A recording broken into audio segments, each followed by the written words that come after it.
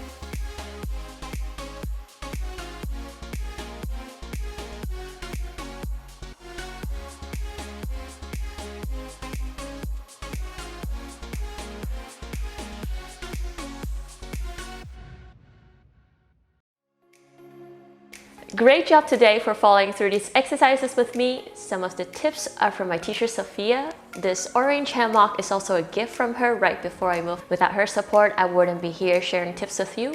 So I hope you find these tips useful for your practice. Let me know your comments below and feel free to share with me your progress too.